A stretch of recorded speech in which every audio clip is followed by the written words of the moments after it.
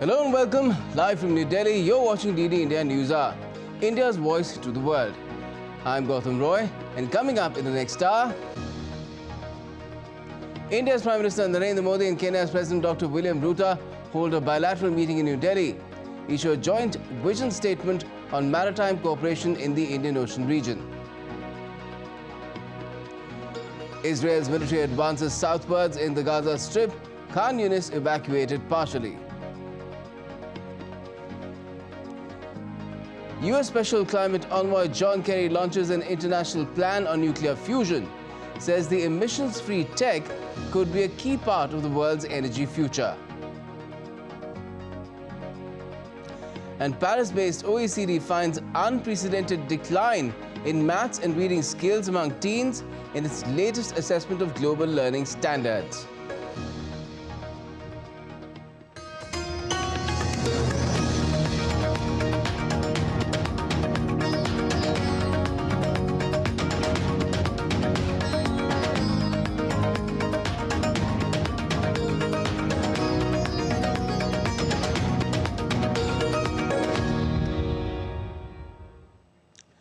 Indian Ocean neighbours India and Kenya have decided to enhance their maritime and defence relations apart from strengthening their ties in multiple domains ranging from digital public infrastructure to culture and sports. Bilateral talks were held today in New Delhi between India's Prime Minister Narendra Modi and Kenya's President Dr. William Ruto. Here are the details. India and Kenya took their bilateral ties up several notches on Tuesday at the end of the delegation-level talks between the two sides in New Delhi. Documents for 5 memorandums of understanding were exchanged in the presence of the leaders of both the countries. Key announcements were also made on enhancing maritime and defense cooperation. Hind महासागर से जुड़े हुए देशों के रूप में maritime security, piracy और drug trafficking हमारी साझा प्राथमिकता के विषय हैं। इस महत्वपूर्ण क्षेत्र में आपसी सहयोग को मजबूत करने के लिए हम मैरीटाइम कोऑपरेशन पर जॉइंट विजन स्टेटमेंट जारी कर रहे हैं।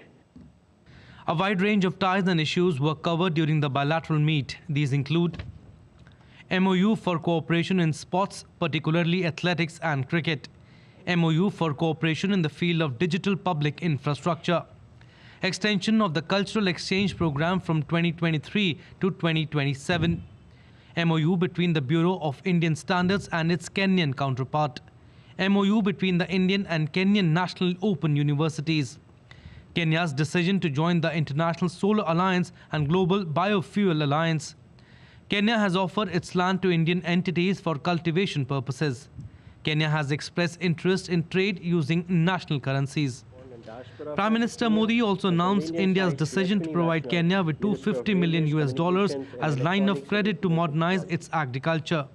He said India has prioritized and expanded its ties not only with Kenya but the entire African continent in mission mode during the last 10 years. Cultural exchange program.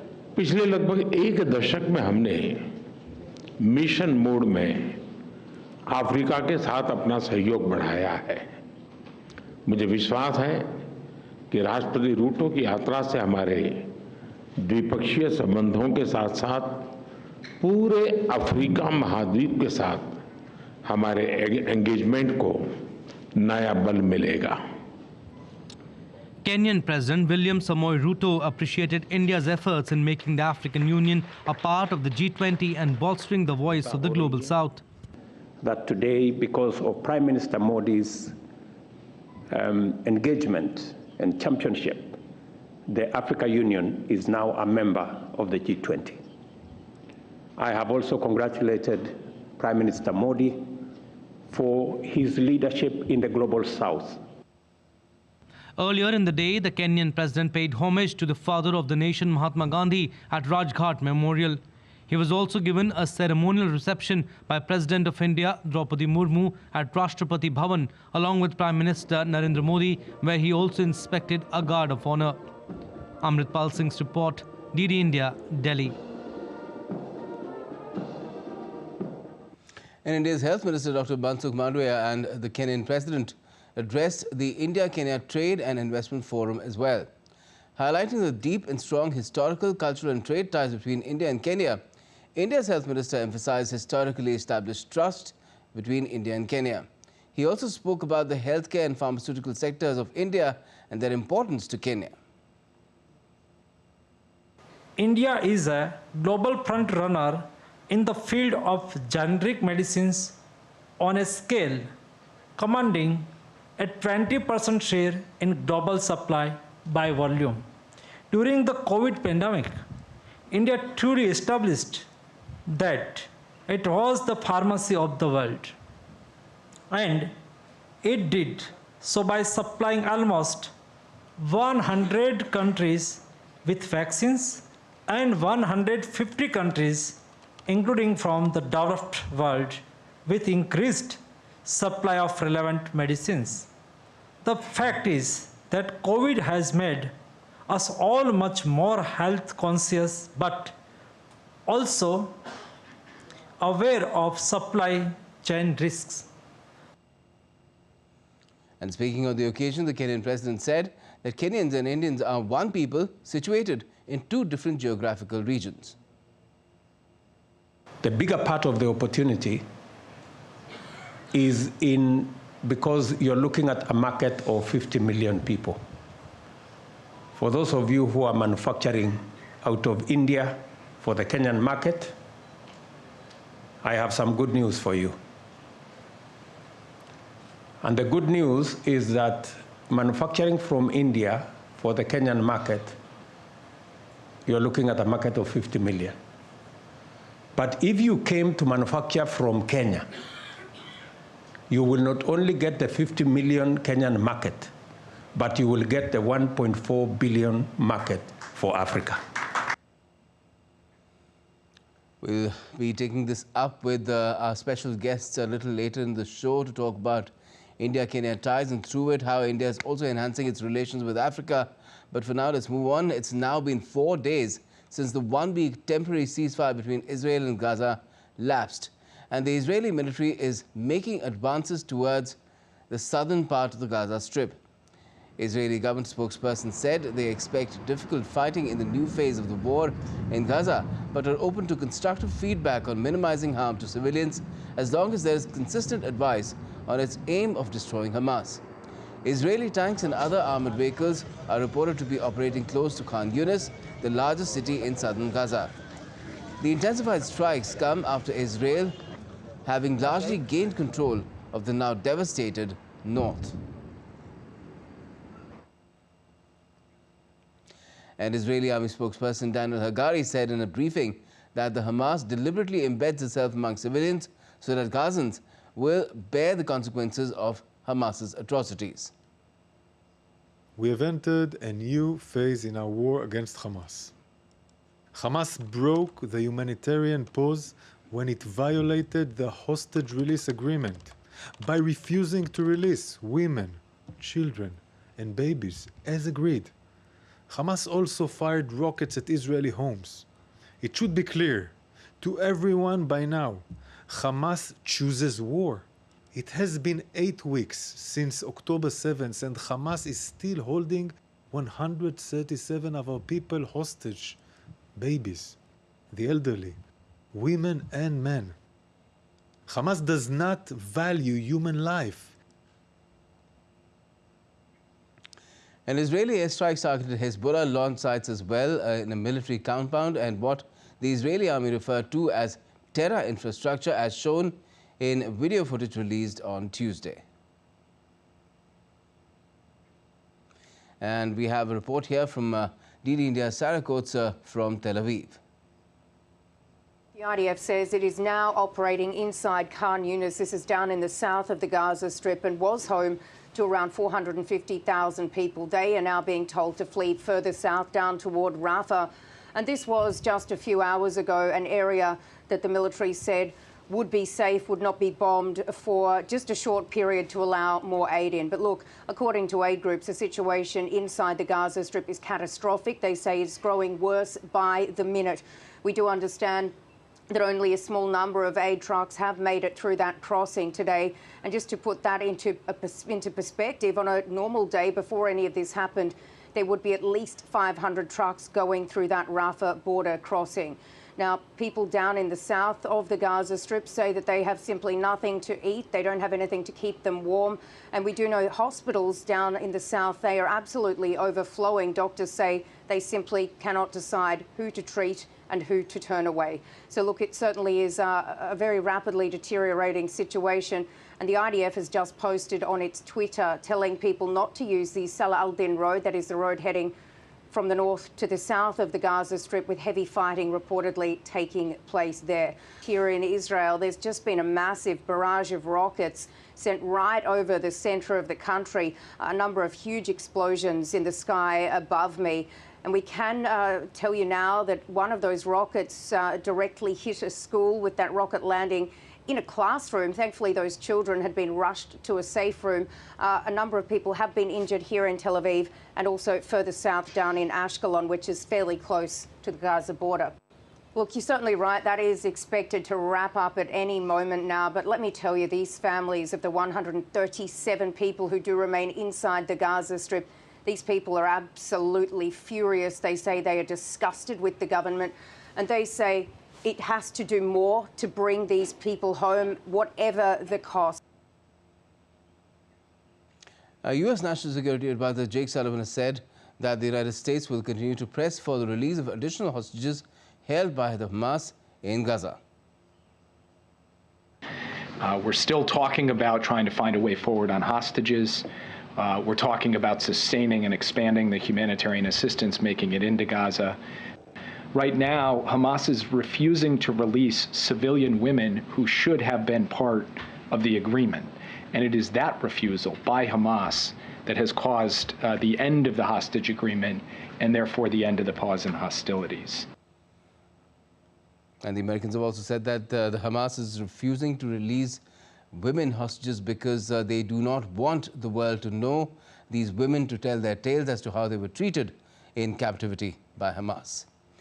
Now, Qatar is pressing for a comprehensive end to the conflict and is working to repair a collapsed truce agreement between Israel and Hamas. Qatari Prime Minister said they're constantly working to alleviate the burden of the Gazans. During the truce, Hamas released dozens of hostages held in Gaza in exchange for prisoners, and Israel allowed humanitarian aid to flow into the coastal enclave. Gulf leaders arrived in Doha to attend the annual Gulf Cooperation Council Summit on Tuesday. Upon their arrival, Emir of Qatar received the leaders and accompanying delegations. During a brief meeting in the VIP hall, the leaders engaged in a cordial exchange of discussions. On Tuesday, France implemented asset freezes on Hamas Gaza chief Yahya Sinwar, adding that the leader of the Islamist group to the country's national sanctions list. Earlier on the 13th of last month, France had imposed sanctions at the national level on Hamas military commander Mohammed Diaf and his deputy Marwan Issa. The UK Ministry of Defence has confirmed that it will carry out surveillance flights over the eastern Mediterranean, which includes operating in the airspace above Israel and Gaza. These unarmed aircraft will not engage in combat, having a sole mission to locate hostages and pass information to relevant authorities. The Kremlin spokesperson has confirmed on Tuesday that Russia's President Vladimir Putin will be visiting United Arab Emirates and Saudi Arabia on Wednesday. Kremlin spokesperson added that President Putin will also host Iranian President Ibrahim Raisi in Moscow on Thursday. Putin's visit has come after OPEC Plus agreed last Thursday to voluntarily supply cuts totaling about 2.2 million barrels a day, a move met with skepticism by the oil market. When asked if Putin would discuss oil market cooperation on his Gulf trip, the spokesperson said such talks were held within the OPEC Plus group, but the issue was always on the agenda. In a strategic move to bolster military capabilities and confront China's maritime dominance around Taiwan, the United States announced plans to equip submarines with ship-targeting versions of the Tomahawk missile, known as Maritime Strike. The deployment of Maritime Strike Tomahawk complements the U.S. Navy's existing arsenal, aiming to address the numerical superiority of the Chinese fleet. Of particular significance is the focus on defending Taiwan, a contested territory claimed by China. the island nation holds economic and strategic importance for the United States, especially concerning its semiconductor industry. And still to come on DD India News Hour. British Prime Minister Rishi Sunak toughens UK visa rules to cut immigration down.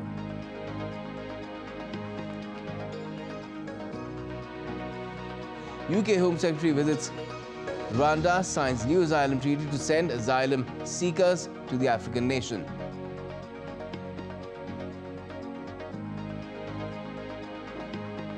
And Cuba and Iran signed a series of bilateral agreements in Tehran.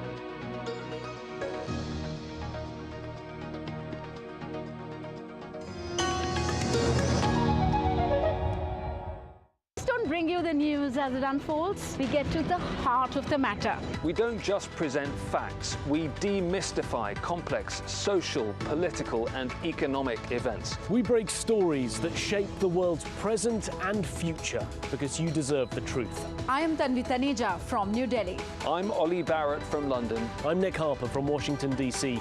Join us on DD India Global Monday to Friday at these times.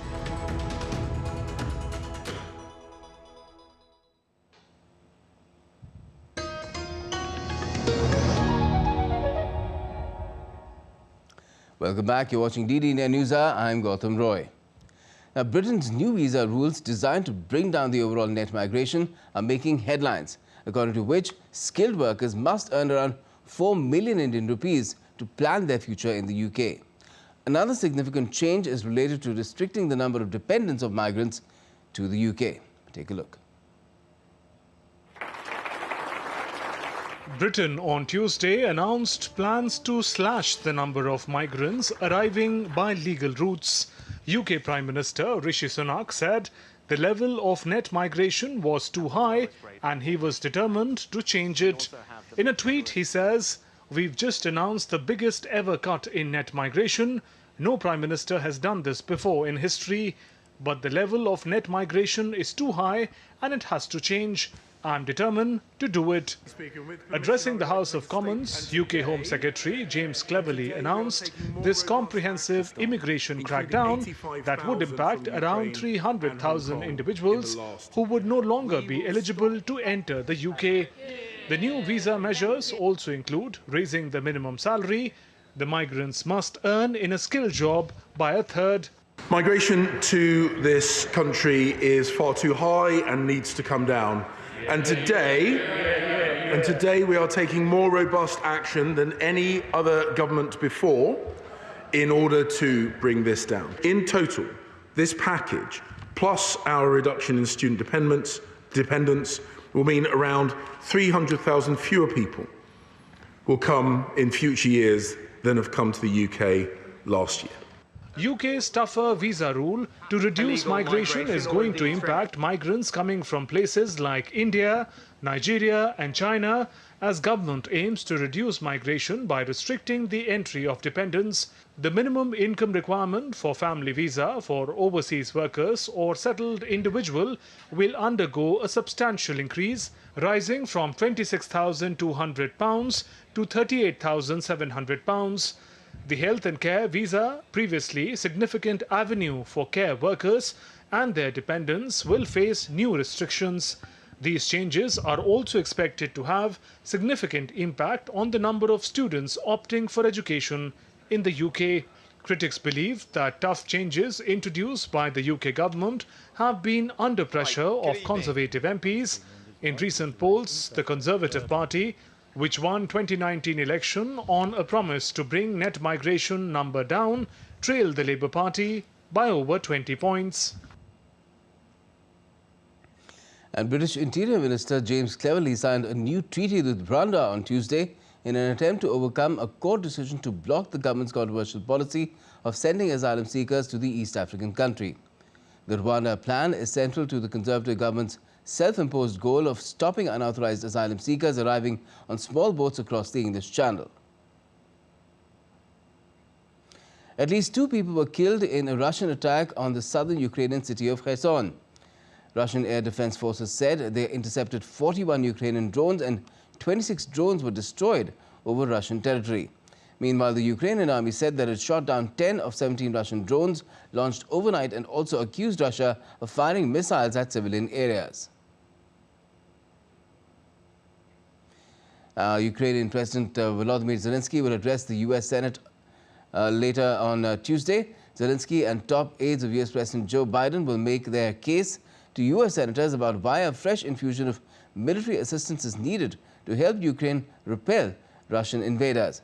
Biden administration early asked the Congress for nearly $106 billion to pay for ambitious plans for Ukraine.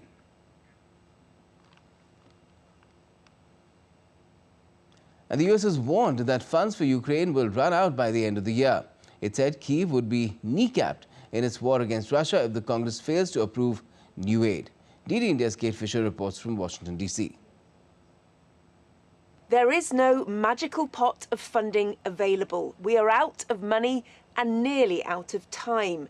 That's the stark warning from the White House's budget director in a letter to congressional leaders calling on them to pass President Joe Biden's request for $106 billion in emergency funding.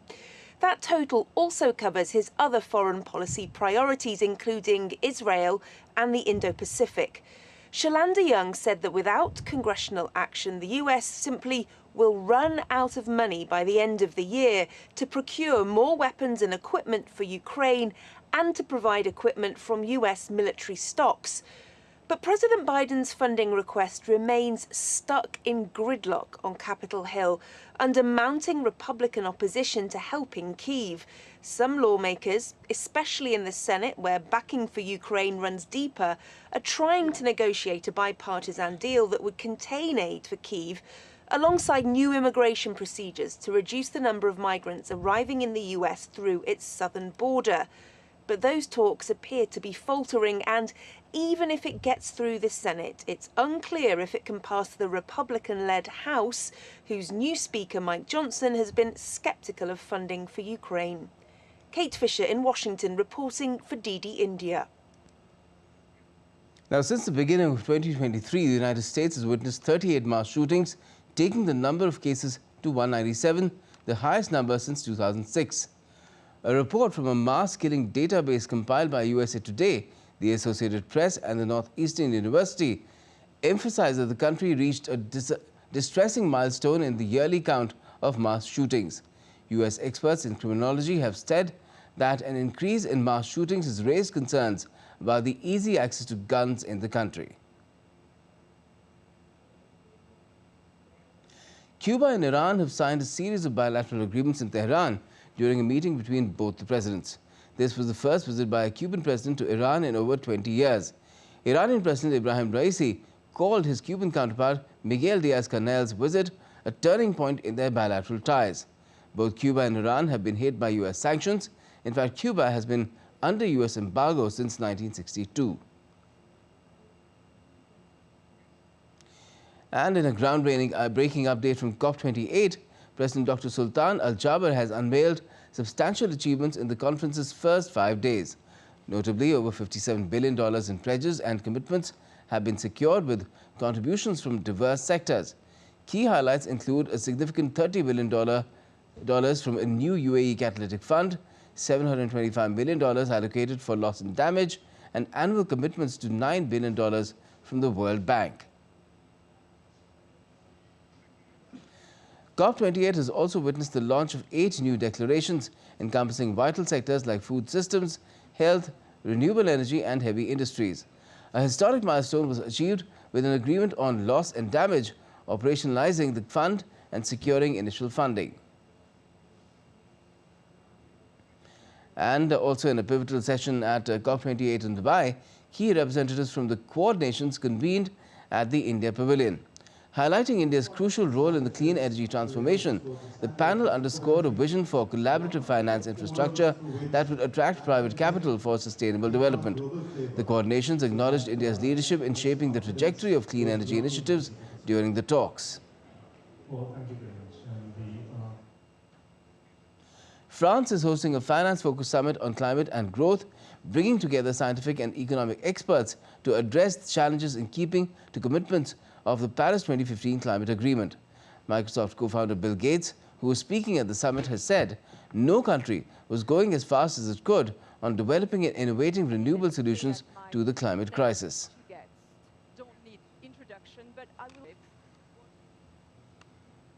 DD India's Ross Cullen has sent us this report from the summit in Paris. Well, I'm here at the conference centre in the French Ministry of Finance for this year's event, the Rendezvous de Bercy. It takes place every 2 years and they focus on different aspects related to the French economy, the European economy and the wider world economy. And this year it was all about growth and climate. We had the lead speakers in the morning of Tuesday, Bill Gates, the co-founder of Microsoft, here addressing attendees and delegates at the summit, saying that we are behind on our short-term goals in terms of achieving innovative solutions to the climate crisis.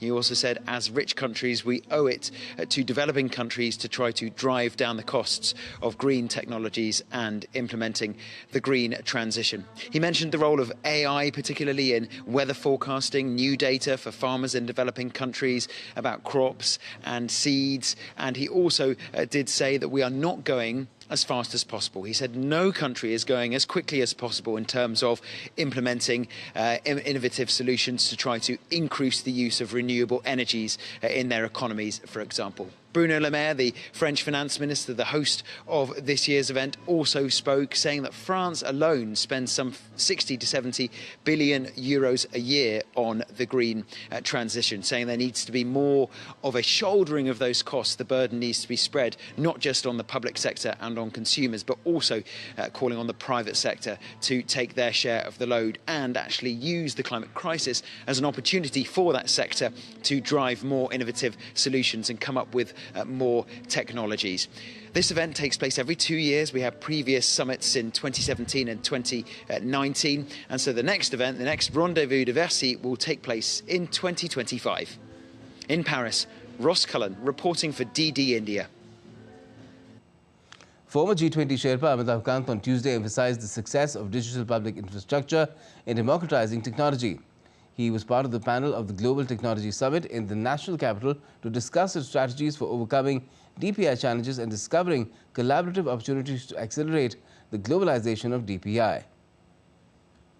Today in India, we put money straight into the beneficiary account in 700 government schemes with no leakages. And therefore, what India has done is technologically pole vaulted. And that has been the big silver lining, that you've pole vaulted technologically. And now we are linking up AI to the digital public infrastructure. The Global Technology Summit is India's flagship event on geotechnology. The theme of this year's summit is Geopolitics of Technology. Nandan Nilekani, chairperson of and co-founder Infosys and founding chairperson of UIDAI, was also part of the panel that discussed India's revolutionary approach to data governance. He highlighted the importance of digital public infrastructure and how it can make differences in the people's lives. Many types of digital public infrastructure which can make a difference to the lives of people, and many of them are not as contentious as ones that where the state comes in. So one possible approach could be to bring in those DPIs which are relatively easier to implement or to be acceptable, demonstrate value, and then create a climate of opinion that more DPI are required. Now let's take a look at some of the other updates coming in from around the world. Residents of Iranian capital Tehran complained about soaring air pollution in the city on Tuesday. Roads and buildings were shrouded in smog, and the air quality index recorded the air quality above 150 in many parts of the city, putting it in the unhealthy category. The Netherlands returned 6 artifacts, including a cannon, a ceremonial sword, and 2 guns taken from Sri Lanka on Tuesday. Sri Lanka had asked the Netherlands to return the artifacts after the Dutch government approved the restitution of historic objects in 2021. A statement from the Netherlands embassy said the artifacts were taken in 1765 from Kandy, the last kingdom of ancient Sri Lanka, when the Dutch besieged the palace. Arctic weather enfolded swathes of Russia on Tuesday, with temperatures in the wilds of Siberia falling to -58 degrees Celsius. Yakutsk, one of the world's coldest cities, which lies some 5,000 kilometers east of Moscow, was covered in freezing clouds and fog. Temperatures in parts of the Sakha Republic, a vast region a little smaller than India that is located in the northeastern part of Siberia, went below -55 overnight. And a bus lost control and crashed into a tree in Thailand, killing 14 passengers and injuring more than 20 on Tuesday. The accident took place in the country's western province of Prachuap Khiri Khan at midnight. According to media reports, the bus's front was split in half after the crash, and the rescuers had to put out passengers from the wreckage. The officials said investigations on the causes of the accident are being carried out. And still to come on DD India News Hour. Cyclone Migjom makes landfall on the Andhra coast. The IMD says the landfall process is complete. Ratings agency Moody's cuts China's credit outlook to negative on rising debt. And in a recent survey, the OECD finds maths and reading skills dropping drastically among teenagers.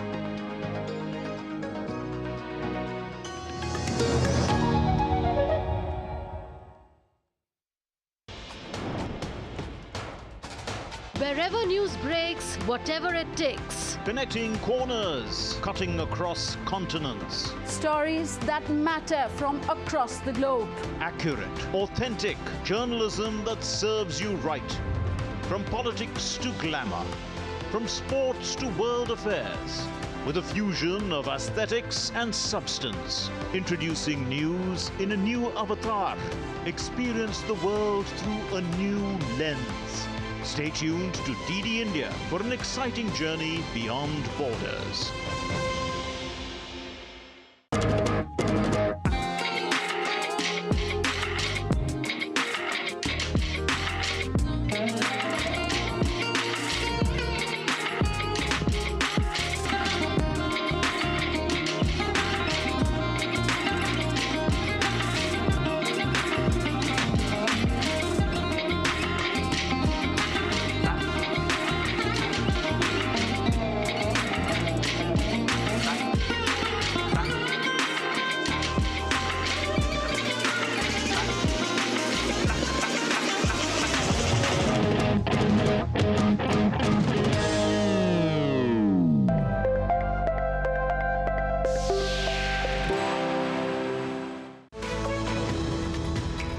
We just don't bring you the news as it unfolds. We get to the heart of the matter. We don't just present facts, we demystify complex social, political and economic events. We break stories that shape the world's present and future because you deserve the truth. I am Tanvi Taneja from New Delhi. I'm Ollie Barrett from London. I'm Nick Harper from Washington, DC.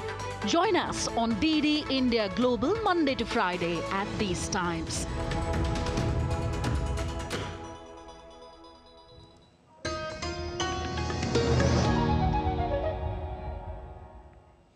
Welcome back. You're watching DD India News Hour. I'm Gautam Roy, and before we move any further, take a look at our top stories.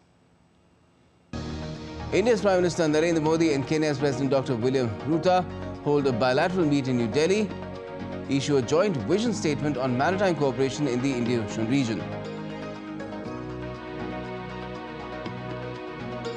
Israel's military advances southwards in the Gaza Strip, Khan Yunis evacuated partially.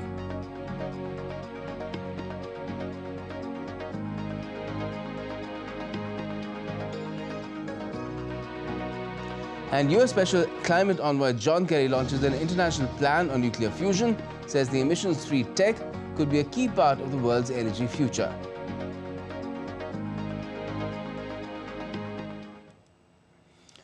All right, now it's time to get back to our top story, which has been all about how India and Kenya have been advancing their ties with a new vision on maritime security in the Indian Ocean region. Apart from 5 MOUs today that have been signed between India's Prime Minister Narendra Modi and Kenyan President Dr. William Ruto. To talk about it, we have with us Amrit Lugun, former senior diplomat, former ambassador to Greece, really, and Professor Ajay Kumar Dubey, Chair, Center for African Studies, School of International Study, JNU. That's at Jawaharlal Nehru University.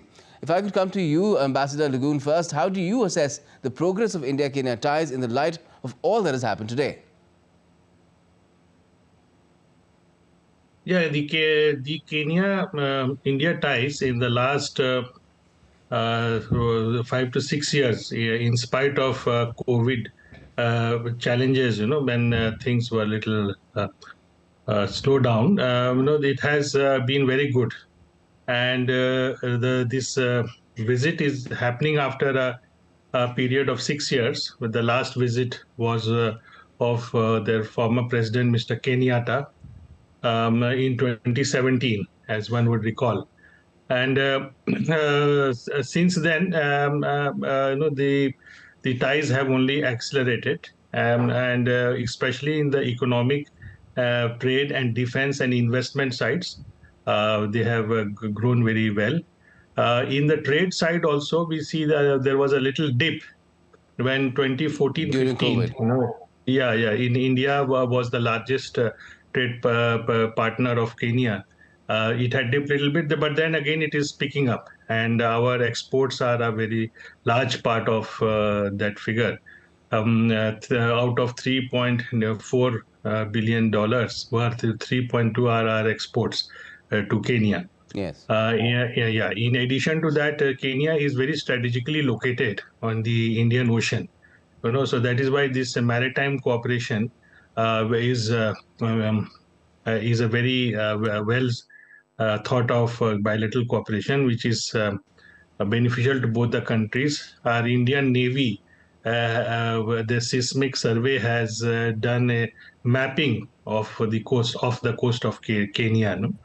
And also, one good thing about Kenya is that in the last 6 to 7 or 10 years, it has strengthened its democratic credentials in the form of democracy. In the last election, which was fought in 2022, where Mr. Ruto was elected, it was a very thin margin. He just got 50.5% of vote, where his opponent, Mr. Odinga, who apparently was supported by the outgoing president, Mr. Kenyatta, has managed to get 48.85% of votes, which is very thin.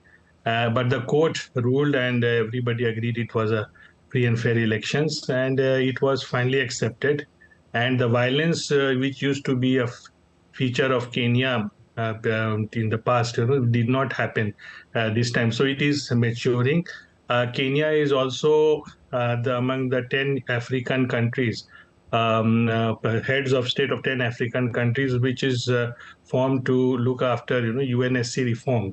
And India aspires to be a permanent member of UNSC. And before Mr. Ruto, we had the visit of Defense Minister, or they call Permanent Secretary of Defense, in August this year. Before that, in January, our Speaker, Mr. Birla, had led a parliamentary delegation to Kenya, and of course later they went to Tanzania. So institutionally they are progressing well. India is the third largest trade partner of UAE currently, after China and UAE, and among the top investors, as per the Kenyan Investment Authority in Kenya, more than 200 companies in various fields, right from ICT, agriculture, motor parts. They have invested in Africa, and pharmaceuticals, of course, plays a very big role in Indian investment. And also the Kenyans go to India for medical treatment, the highest, I'm told, we are informed, and which is very, then the second and third positions are, I believe, Thailand and Turkey, where the numbers are very low. And as per statistics released, more than 4,000 medical visas were issued last year. I'm talking about 2022. Yes, I'm sure the fact that there are 4 flights, direct flights on a weekly basis between to India and whom, Kenya also helps. If I could bring Professor Dubey in now.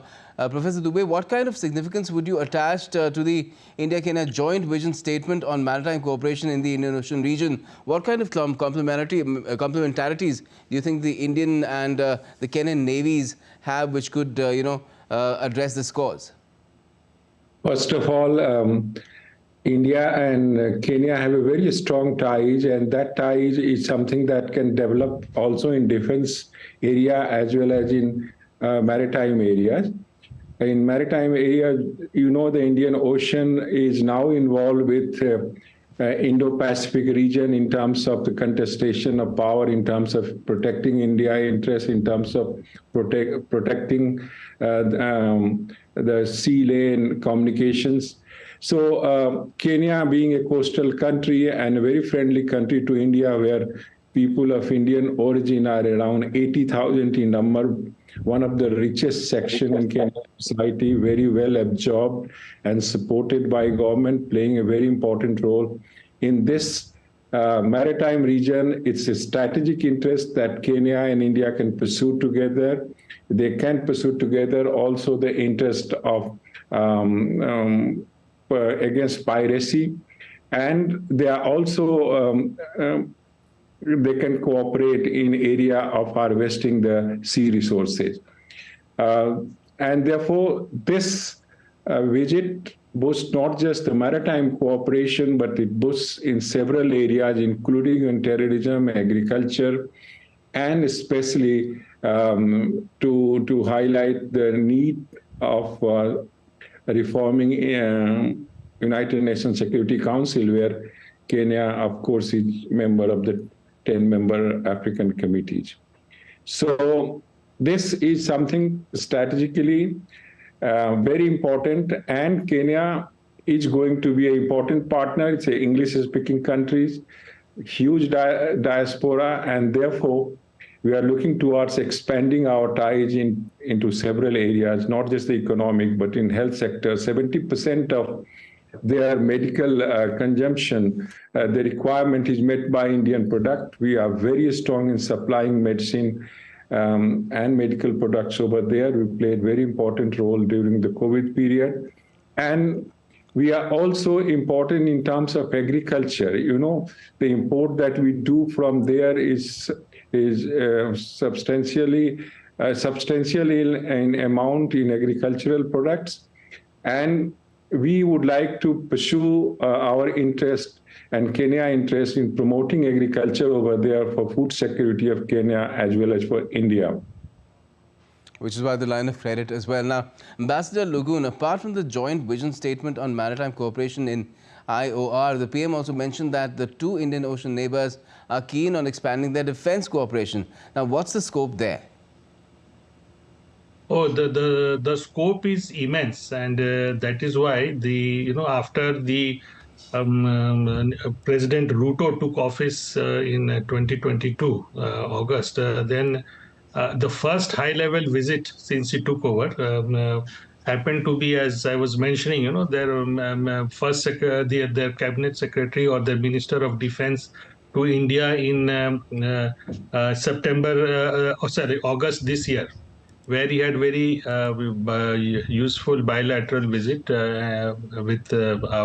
with counterpart, our Honorable Minister of Defense, Shri Rajnath Singh, and there the full scope of defense relations, not only joint exercises, but the manufacturing of defense equipment in the exports to Kenya, etc., and joint collaboration were discussed. So this is a very important element, because for Kenya also is situated in a very volatile region. It has a neighbor like Somalia, where always they started on the sea lanes of that area. There are a lot of piracy threats.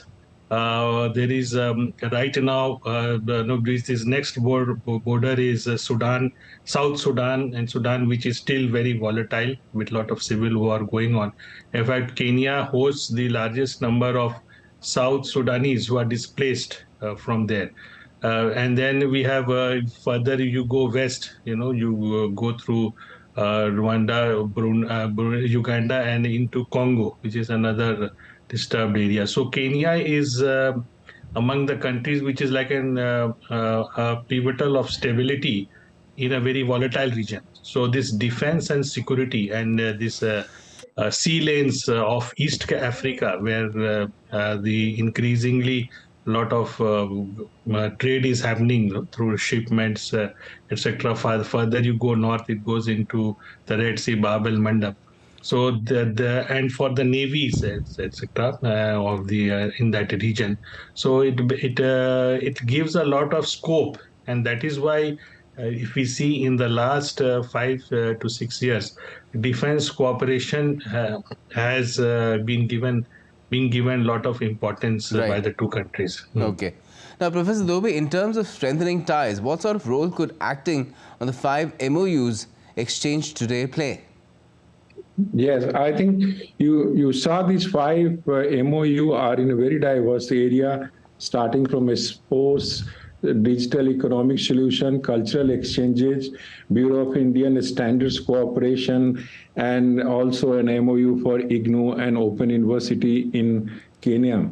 So you could see that these are very diversified areas, especially the cultural exchange is what in the press conference President pointed out that there is a huge diaspora over there, and we should promote cultural exchanges, and we should use them as a heritage resource to promote the ties between the two countries. Also, the education is something which is very important, and the IGNOU, through its distance education, would be able to promote education in Kenya. And there are a large number of students who come through ITEC and ICCR fellowship, and President mentioned that categorically in his press conference, that they have been very helpful, and they would like further to increase cooperation in this area. Right. Now, Ambassador Lugun, India and Kenya have annual trade worth around $3.3 billion right now. You mentioned that India was the strongest trading partner of Kenya back in 2014-15. Now, around 200 Indian companies have also had their investments there. If they start trading with each other in their national currencies, which was discussed today between the two leaders, what sort of an impact could that have? Oh yeah, this will be a very useful exercise. The only aspect we need to keep in mind is, as the figures show, the trade is heavily tilted in India's favor. In fact, more than 90% of the trade between the two countries are India's exports to Kenya. And Kenya's exports, as Professor was also mentioning, mainly pertain to agriculture goods, some maritime products, and some light chemicals, etc. So, if there is the only option or the viable option outside the dollar trade and outside the hard currencies would be the European, will be the rupee trade. And therefore, it has to be worked out. The other important country which could play a role, which can be taken in, is that UAE, United Arab Emirates, is among the top 3. In fact, it has more trade compared to India, but I am pretty sure that many of the products going from UAE to Kenya must have been originated from India, but then maybe some value addition. So if the 3 can get together, and can work out, it gives a good scope. Like we had, just to give an example, when with Russia, for payment of the oil imports into India was done in rupee. Later on, the UAE dirhams was added, and which proved to be useful. So if, because China is another, of course, big trade partner, but I don't think so we can work out with China. But certainly India, UAE and Kenya, because they're all, or both UAE and India are among the top 3 trade partners of Kenya. So that definitely can be worked out. And we know that a lot of Kenyans are also nowadays as expatriates working in UAE, which was not so more than a 10 this years. Can be something that can be taken forward and at speed perhaps as well. Professor Dubey, in terms of how Kenya also wants to be part of the International Solar Alliance, the Global Biofuel Alliance as well, what kind of a showcase can the ties between India and Kenya be for the rest of Africa? Because India has been boosting its engagement with Africa as well in recent years, but Africa has many suitors. Yes, Africa has many suitors, but India has many strengths compared to those suitors. India has a very old and historical ties. It has a very huge diaspora over there.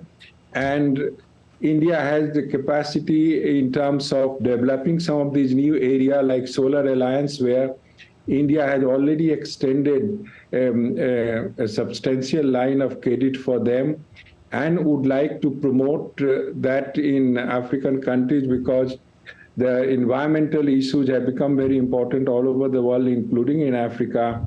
And Solar Alliance and biofuel cooperation with African country is going to make a big difference. We had already experimented in this area in our India-Africa Forum Summit, where we had extended these kind of facilities. And now with this, India wants to cooperate with African countries to have an initiative on these alternative alliances, which India is leading and playing an important role in that.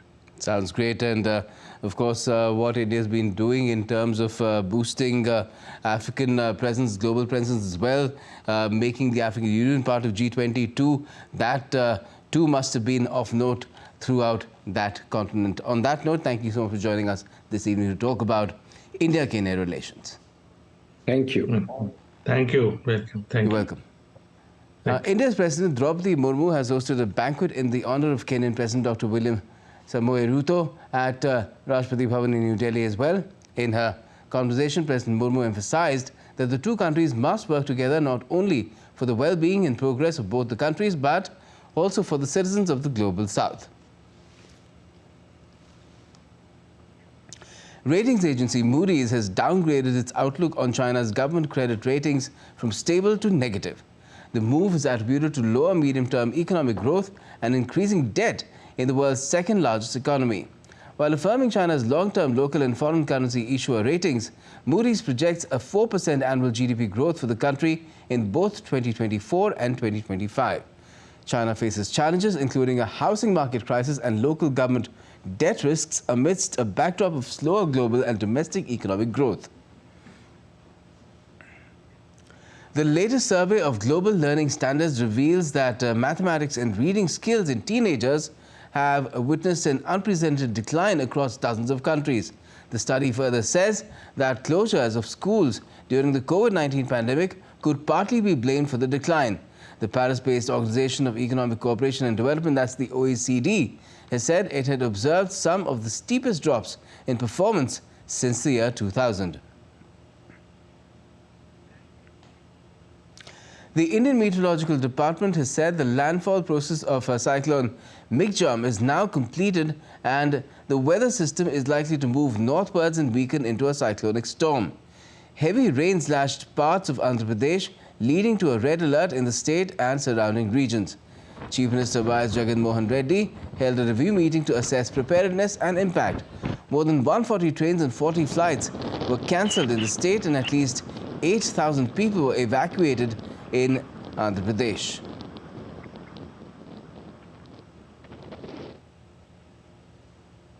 And still to come on DD India News are US Special Climate Envoy John Kerry launches an international engagement plan to boost nuclear fusion. Spanish media outlets have filed a $600 million lawsuit against Facebook owner Meta Platforms.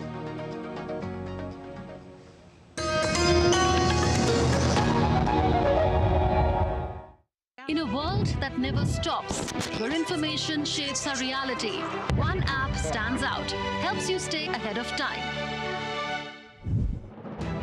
Introducing the DD India app, your gateway to a world of news right at your fingertips. Your most trusted source of news goes global, goes digital. Explore a world of options, top stories, live updates, in-depth analysis, and more. Stay informed wherever you are. Real-time alerts keep you ahead of the curve always. The DD India app, connecting you to the world, one story at a time. Download now and explore the world of knowledge, insights, and authentic information.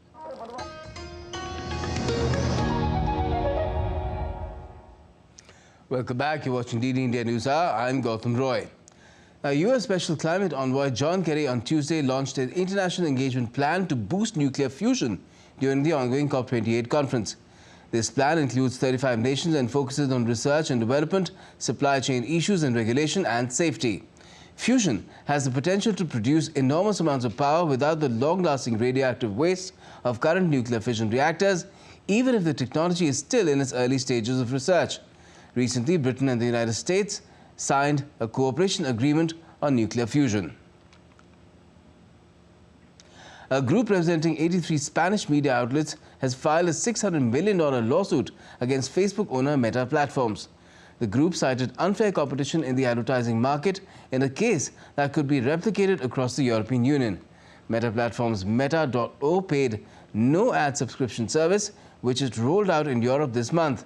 The lawsuit was filed collectively by the newspapers with the Commercial Court on Friday and alleges Meta violated European Union data protection rules between 2018 and 2023. At least 23 people have been found dead after the eruption of Merapi volcano in western Indonesia. According to the Indonesian Geological Research Agency, Merapi volcano erupted on Tuesday morning. Early on Sunday afternoon, Merapi erupted when 75 climbers were on the mountain.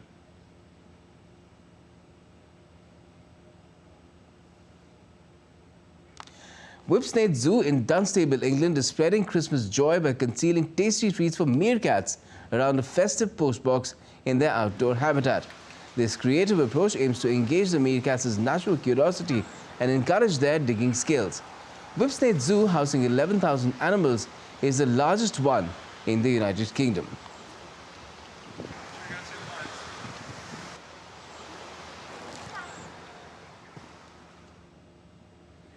And on that sweet note, that's all we have for the moment in this edition of DD India News Hour. But for all the latest, keep watching DD India and DD India News Hour.